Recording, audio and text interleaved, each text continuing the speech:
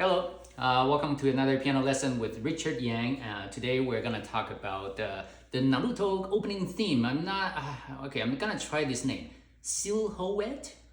That sounds so weird. I'm pretty sure it's not the way to say it.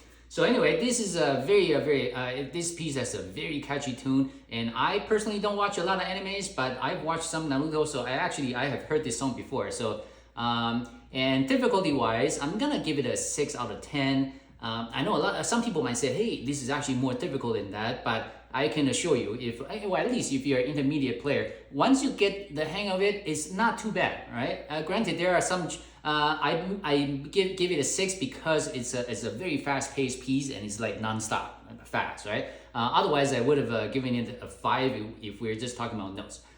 So definitely doable, so I'm here to help you out. You'll find the video description below. You can find my performance link and the link to the sheet music store from Animenz. Okay, so in the beginning theme, just note that the right hand is going to be detached. It's definitely don't play a dolce. It's detached but not staccato, right? So instead of playing this, it's not that. Neither is this.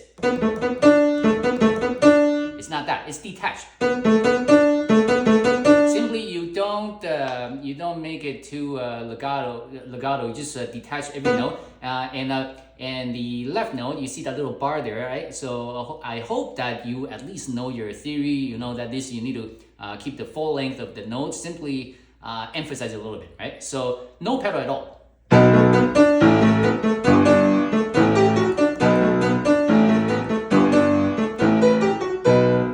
Does that make sense, right? So the bottom part, it can't get easier than that.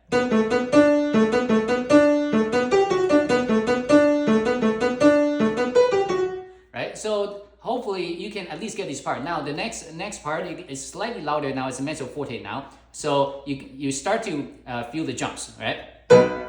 No pedal on beats, only on off beats.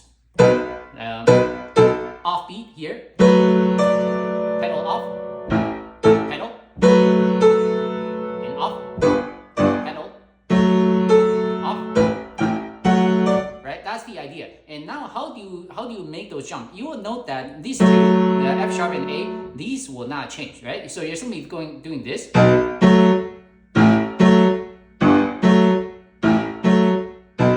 So it's perfectly fine if you practice this separately, right? And I would recommend you look at the keys where you're jumping to. That makes it a lot easier. Technically, this is less than an octave. I can usually jump without looking at this, but I would recommend that you do. Now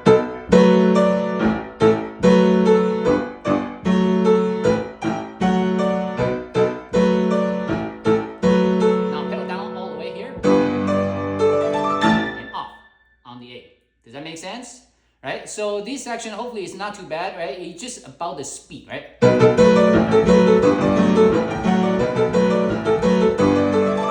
Right? So you want to you can keep practice this until you get it. Next part is the theme. So you will almost always with Animenz, when there's a theme like this, the right hand is usually not very difficult the first round anyway. So you want to know that, right?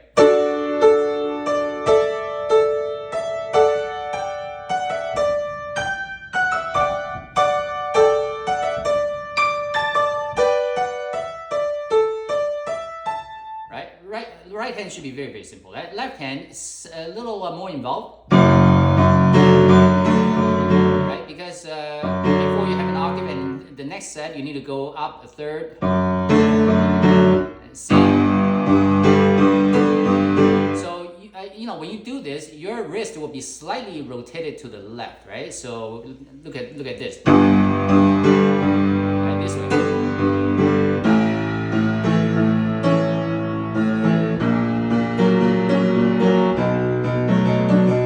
So it's all the same thing over and over. So I'll play that fairly slowly, and not too slowly. It's not that difficult. I'll do it a little slower.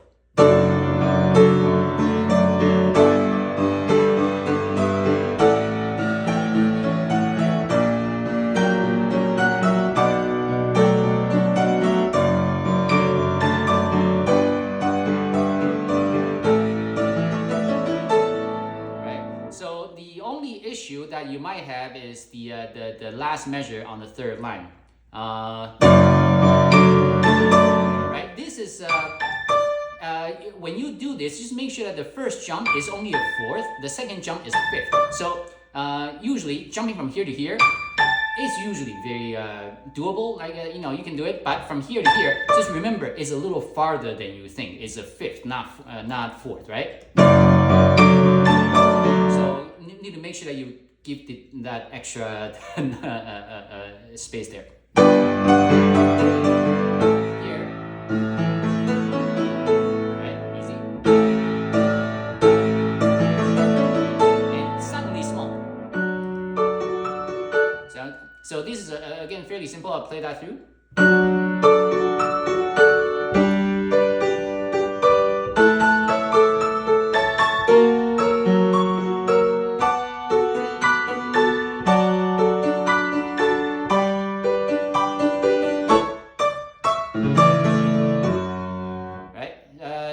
I don't believe if this is too difficult, then you probably want to pick a simpler piece, right? So far, it shouldn't be a problem. Now, second page. So Animenz is very interesting. When he doesn't have the tie to link the notes, he actually plays them fairly staccato, or up to interpretation, really. So in this case, from the recording, we have staccato on the two notes in between. So, just do that, right? So pedal down and no pedal.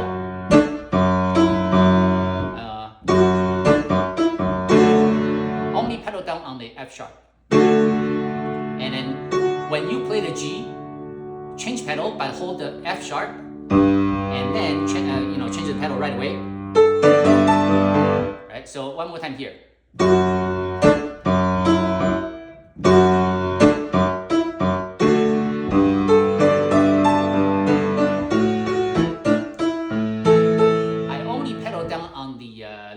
Last beat, just for stylistic reason, because it sounds more cool. And now this E, you can either play that with the left hand or the right hand. The music knows the right hand. I think it's because it can bring out a melody more, so that you don't play this chord all together. Right? You want to hear the difference, or that. Right? You want to be able to hear that E. So I'm gonna do this one more time slowly.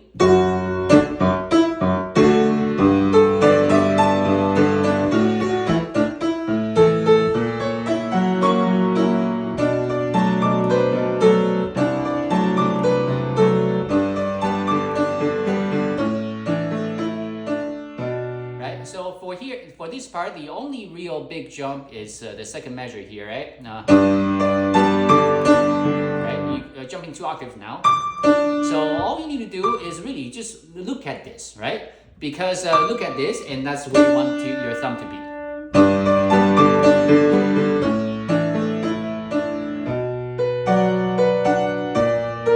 Second B now.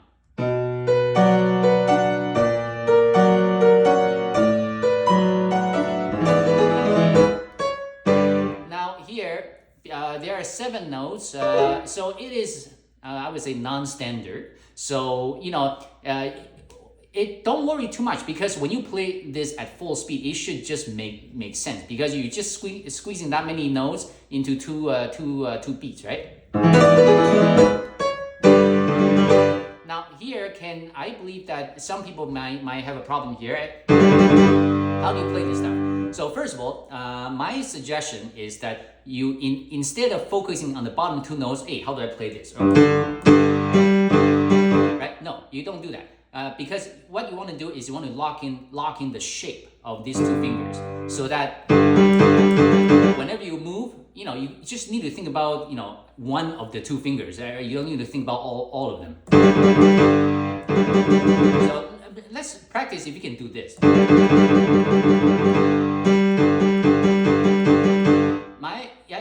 It would really help if you can curl your second finger inward. For some reason, it makes it a little easier to play. And also, you want to go, each set, you want to go, your wrist motion is down, up, down, up.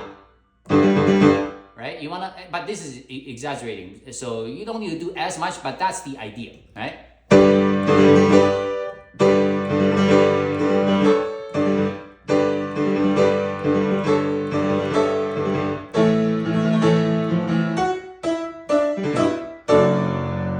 Right? So hopefully you can play that.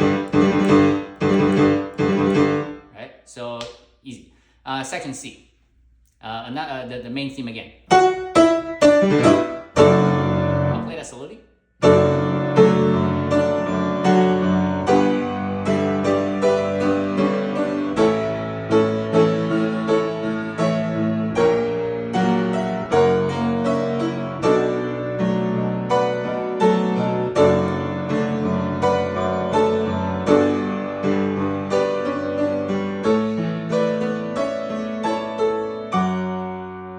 So that's a line, and there. So for this section, obviously you might find it difficult to keep jumping like an octave lower, right?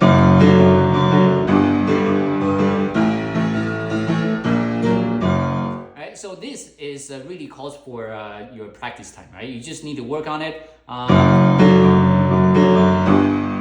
So the way to think is that you have a slight progression on the left hand.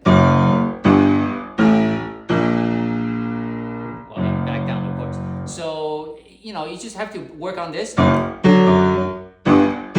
can even treat them as separate things, right? Work on this separately, and you start again.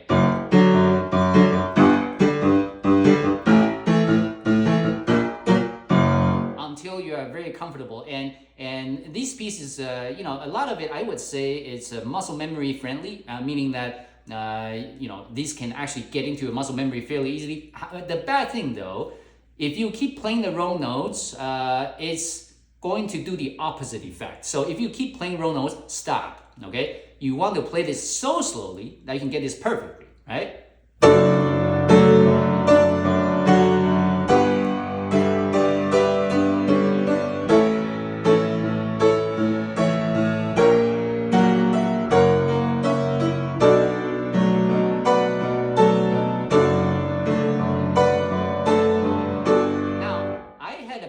With this chord because this just doesn't sound right. I think that because this is actually a D, I actually want this. I thought that this should be a G on D instead, so I played this in my recording. And Animenz, when I watch it, it looks like he is playing this, but for some reason when he plays it, it sounds fine. When I play it, it sounds weird. So I just do a G on D.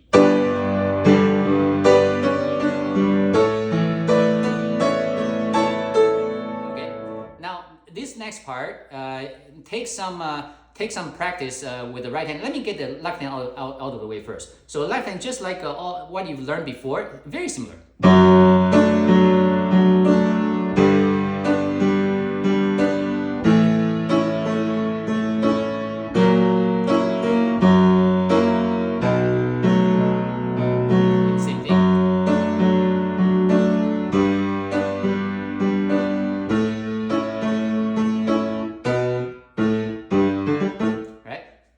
It's the right hand. Let me first play to show you the fingering, okay? And I can try to explain better after I show you the first round.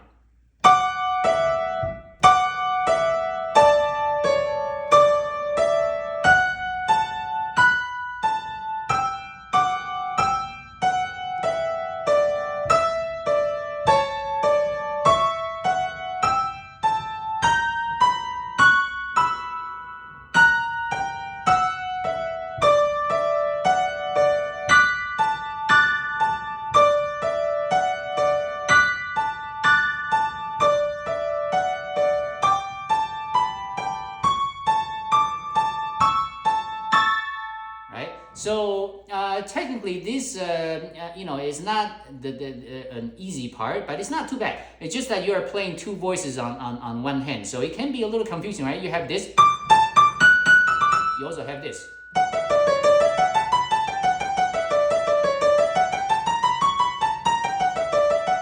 Right? So just practice this, slowly, following this logic.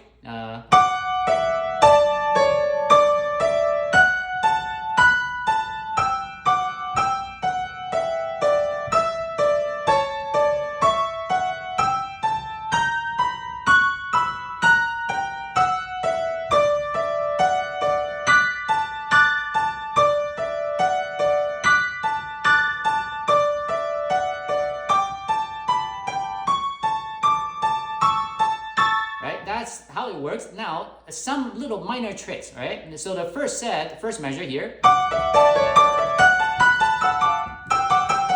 is easy. Now the second, this one. Now this, just note that in order to play this, a little tip that can help is to know that it's the realization that you need to rotate your hand slightly to the right to capture this. Because after you play this, your hand is still like straight in, right? So if you try to do that when you play at the C sharp, it might be a little off. So rotate your hand slightly to the right for this would help. And you will notice that your thumb will be very, very busy because not a lot of the maybe it's because of my hand size. So when I play this, it doesn't play like a scale. Instead, I have to use my thumb for many of the different notes, right? So. Right, this one, for example, instead of using second finger, this is so much easier. Just slide that over. Now, this, if you have a very small hand, it is probably fine to play like this, right? With a B and an A, because the music is all on A on the off beats, right? But it's fine to do this. But doing this is obviously the correct way. So you get your hand wide open.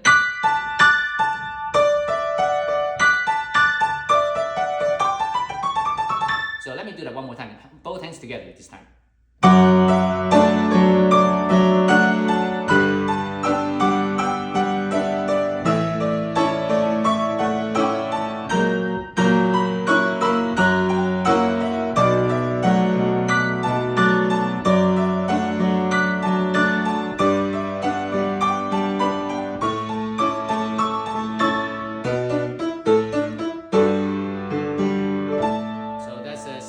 Detached there, not the staccato, but detached.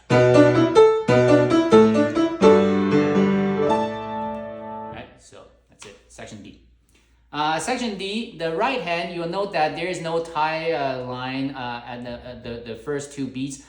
So in theory, they should be detached in per Animenz standard, but it might be a little too fast for this to be detached. So do what you can, right? So just make sure that these are not, don't make it legato. Don't intentionally make it legato. I think that's good enough.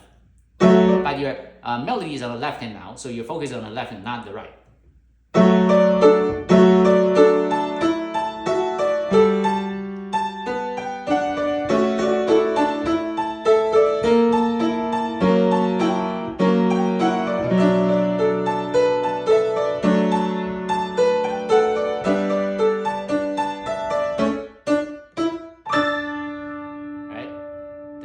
That makes sense, right? Section E. Section E, this part, I use very little pedal. I pedal down here, and up. Down, up.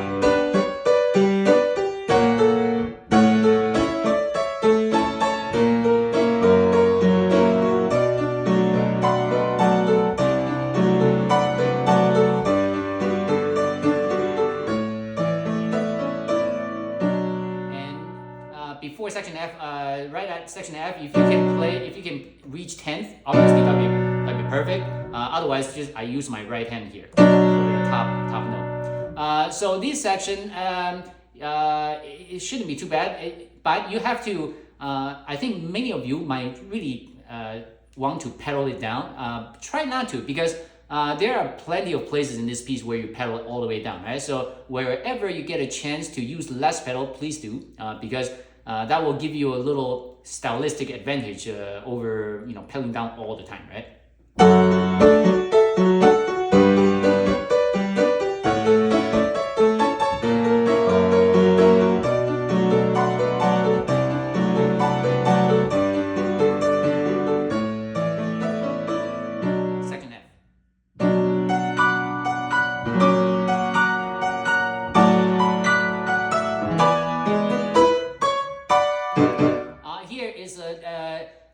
so I didn't link the notes. I made them somewhat detached, right? And here it's just too unfortunate. I don't know why Animenz would write this. This is so not cool, right? So I have no choice. I can only bring the E down here, right? That's unfortunate.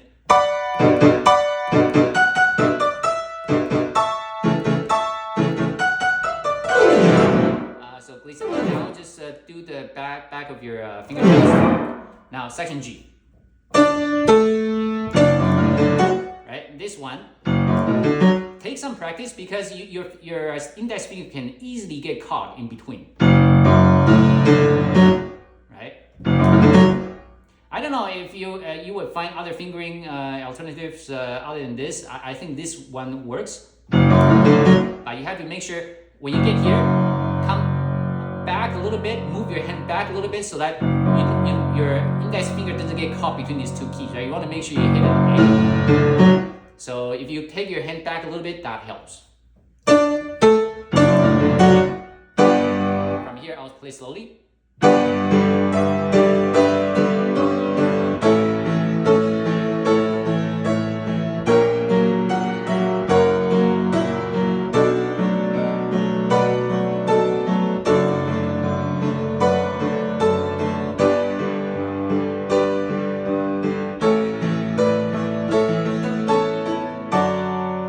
So here, the only thing to really note is that be ready to rotate your hand. For example, I'm in the last line, second measure. Right? Because when your hand is not big enough, you really have to move a lot. And I keep the index finger on the D. I don't move that. I just move the rest. So naturally, you should feel your wrist rotating. So that's to be expected.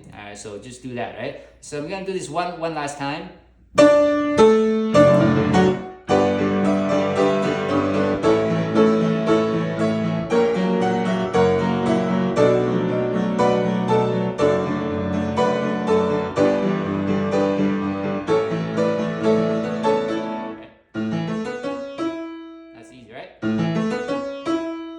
Now the left hand, just one last note is that the jumps.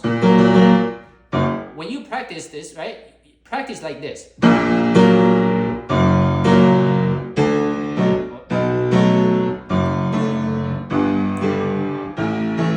just keep doing that, right? Find it, okay. And to think about how it goes up, right? Try to not let go of your pinky, and that is your reference point when you move here, and then you move up one. Right, and then now it's semitone up, and the F sharp is just because it's such a huge area for you to hit, you can't miss this.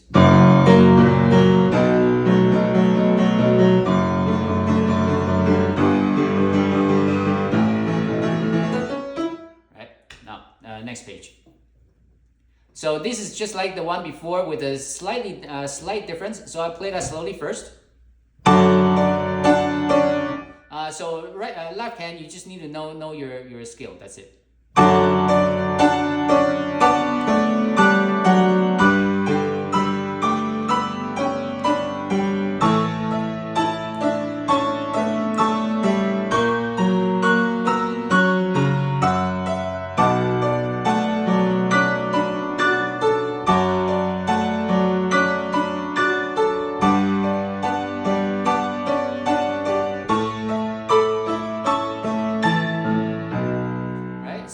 You can get that. The right hand is the same as before, but the left hand is slightly different. You got some skill going. Actually, I have to play two hands, otherwise the fingering might be a little different. Okay, here we go. And bring out the melody. I think that's obvious.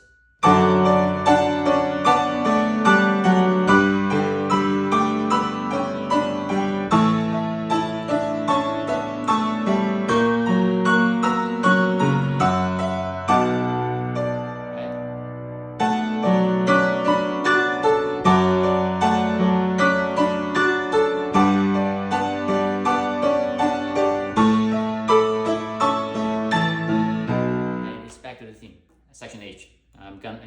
play this through, same thing.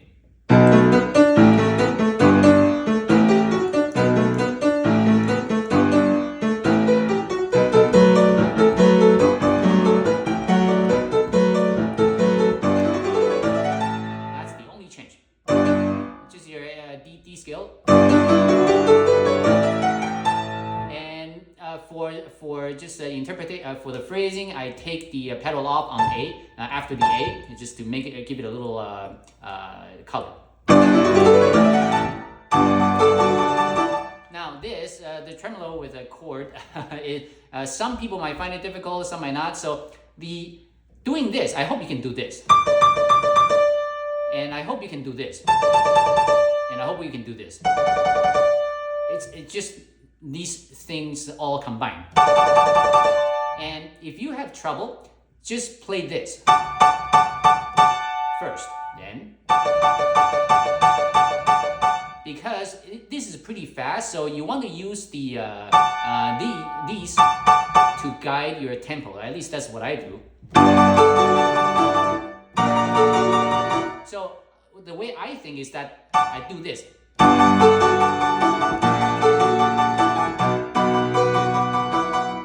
And the bottom A is to me is like a bonus note for each set. So because I don't even need to think about this too much. And one thing is you can try to see if you can lock in your shape like this, so that wherever you go, make sure the shape doesn't change, so that whichever octave you go, they're all there. And if you can do that, then you can kind of like move the whole thing all together.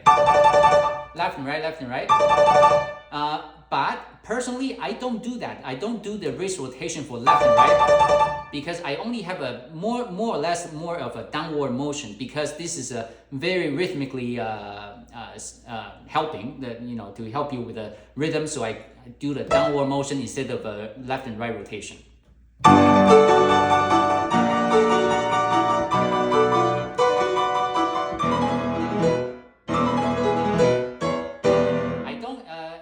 Animenz pedal through here, I didn't, just to create some contrast.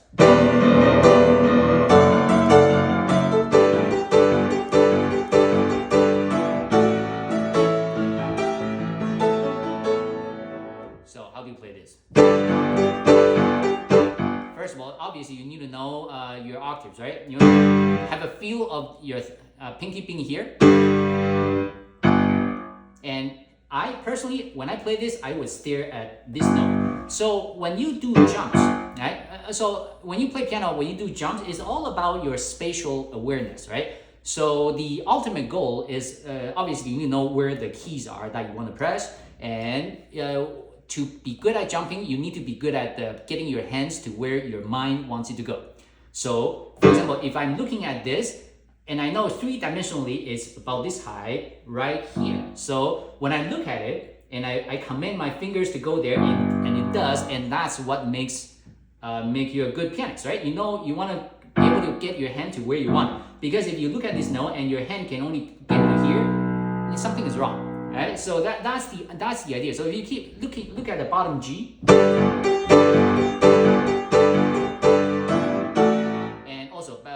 Pedal only on beat only.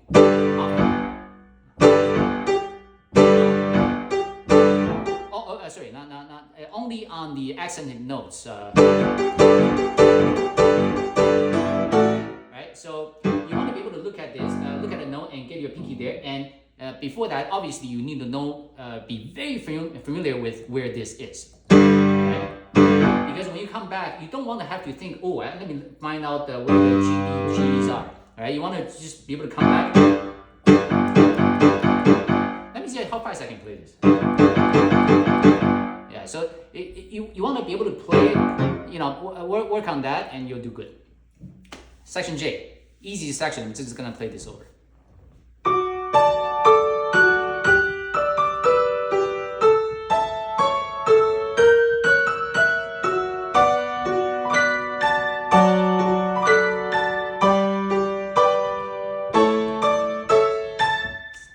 Nothing to worry about. Section K. Ouch, jeez.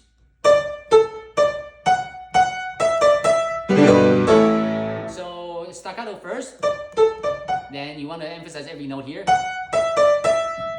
Now this, ideally, we'll play this in time.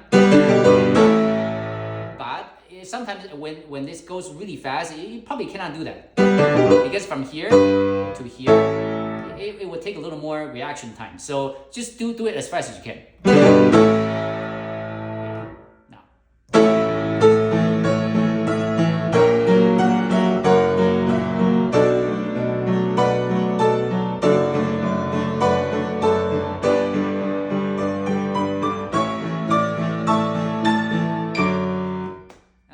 So a lot of these, they're all the same as before. So if you learn it from before, it's all good. Section L, these two measures are, these couple of measures are the most difficult part of this piece. Because the scale going up, it ends with the finger number 2. It is such an awkward thing, right? So make sure you understand your left hand.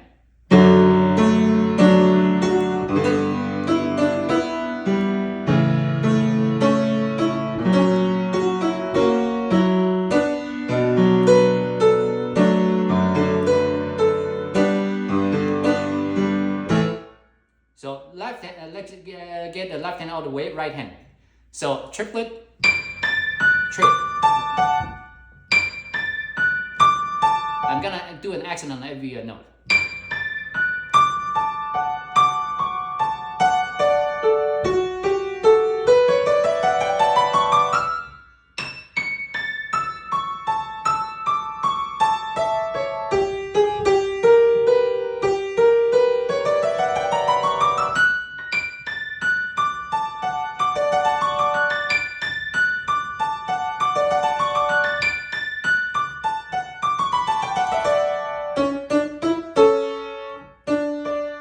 So this is extremely awkward to play. So the way, you have to do this so slowly. And you can do that one note, one beat at a time.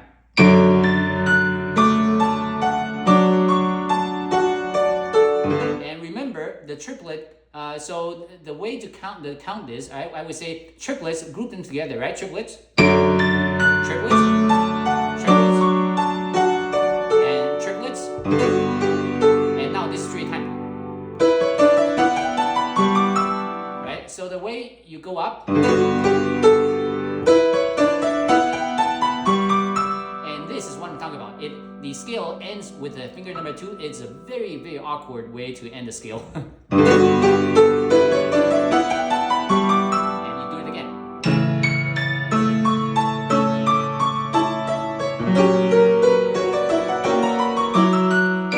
The second one is easier because at least your scale ends with finger number 5.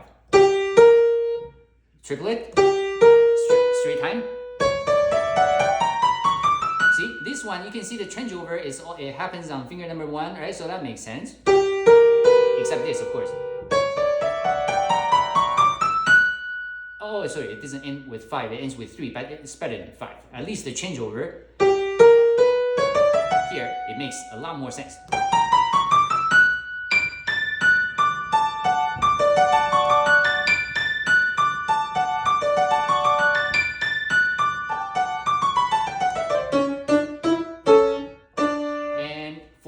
Last line here, from the last measure, second last line. You want to get to a point where you don't need to look at your hand.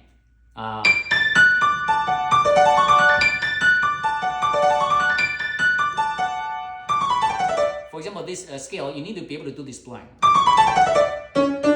Because you will be looking at your left hand for some of these. So let me play this, put this together, section L.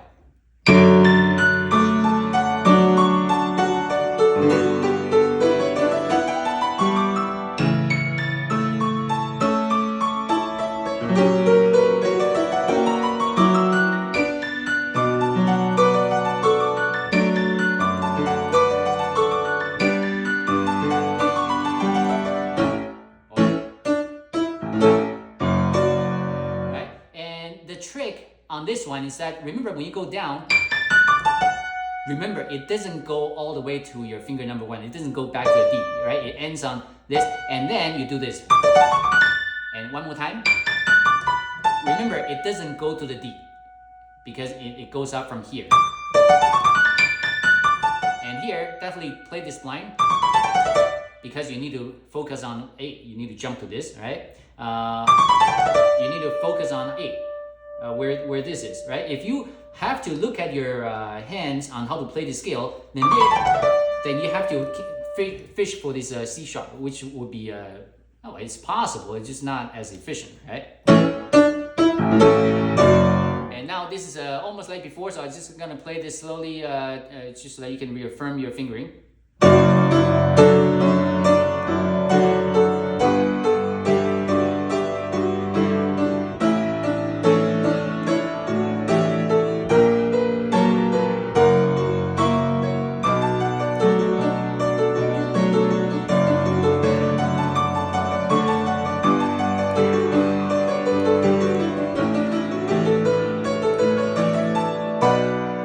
So this will go by pretty fast, right?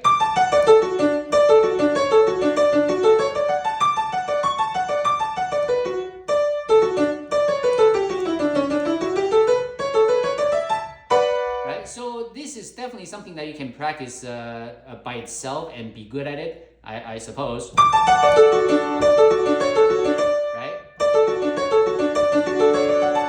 Now for going up, remember, the second beat starts with a C sharp, so you play as such, but try not to think too much about the C sharp because there's no accent there. If you keep thinking about it, you might put an accent there, which you don't want to.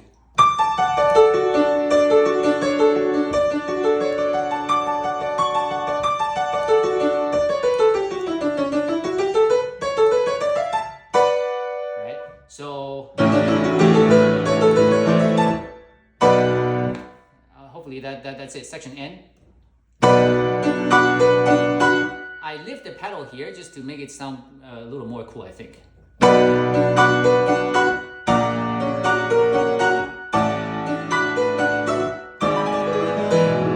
Oh. So this one, the way my fingering, I go like this. I do 2, 3 here, and then.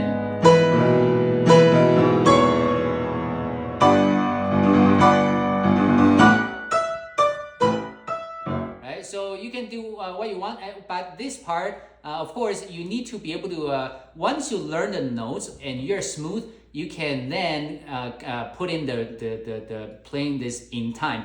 Because when you're learning the notes and you're practicing slowly, I don't think you'll be able to play this in time, because if you can, then you're definitely way above my level, okay?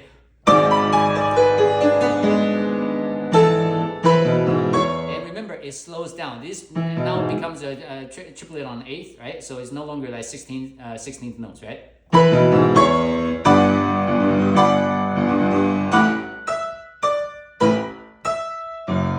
Alright, so that's it. Section O. Now this is interesting because I watched Animenz quite a lot of his videos already. So he actually does glissendos on his palm. I can never, on this piano maybe, but on my N1X, because the keys are not like wood, it's like fake wood. It just doesn't work. So, but he has like a Steinway D. He has like the best of the key tops, right? So I don't know if it doesn't work like the way I do it. I just do that. I just do that. It's much easier, right? So.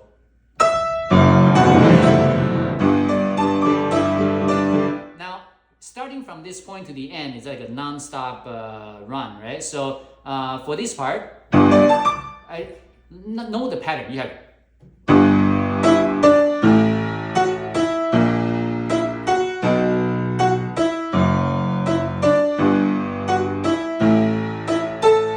right. You need to know that progression because this part is always the same. It's only this changes slowly.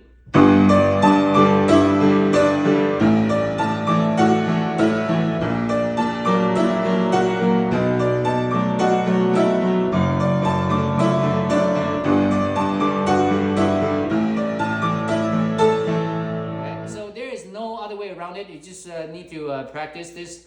Next, very similar, but the right hand. Now the trick to this is that in the beginning, the first two notes, you have your finger number 3 involved. And the later two notes, you don't have finger number 3 involved, right? Right? So with finger number 3, no finger number 3.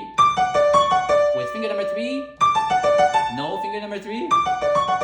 Right? So that I hope that makes sense, right?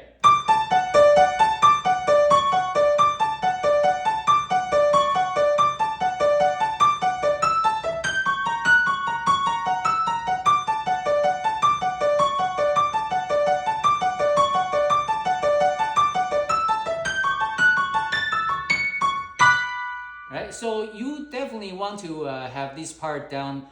It's not difficult at all. It's just very fast. That's it. So just keep working on the right hand, left hand. Let me play this all together because this section I don't think there's any real tip or tricks. You just have to tough it out.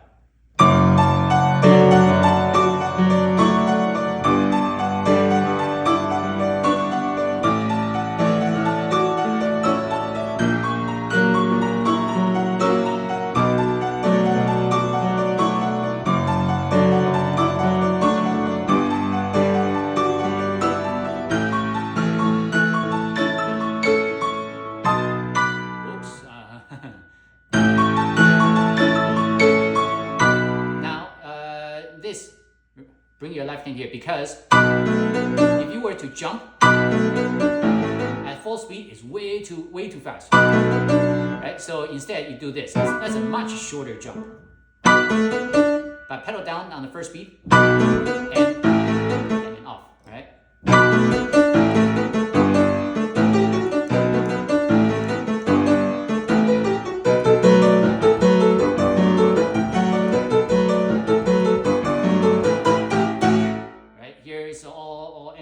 All accented, and then completely off. And finally,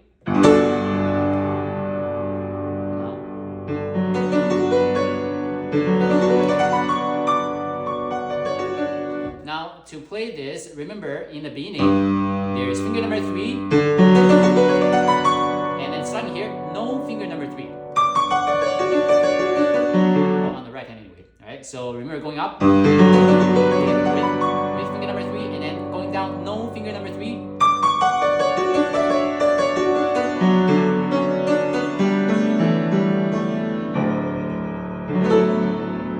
Now this one. So remember there are two variants in here. One with your index finger slightly to the right. Next one, you don't play that, right? Now it's slightly to the left. And now it's slightly to the right again, right? So remember that. Right? So they alternate. That's how you play this fast, by knowing when one set your fingers on the right, one set is your finger on the index finger on the left. That's little things that goes through my mind. I don't know if that makes any sense in real life, but that's what goes through my mind anyway. Or another way to think about this is that after you play this, you are going to move your thumb over, so you're just keep continuing this pattern, right? Continue the pattern. You can think of it that way as well, but at this speed, I don't think that works too well. So you just have to change your finger position, like right, left, right, and finger number 4 there, and you cross. So you play this.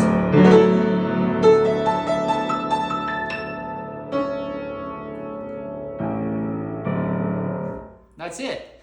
So hopefully you enjoyed this one. It's I know it sounds a little intimidating for this because of the speed, but if you really dig into it, it's really satisfying to play. By the way, it's it just makes sense. So try it out and see what happens. And if you have any specific questions, be sure to comment down below. And even if you don't, please comment down below if you like it. And of course, like and subscribe, all that stuff. All good.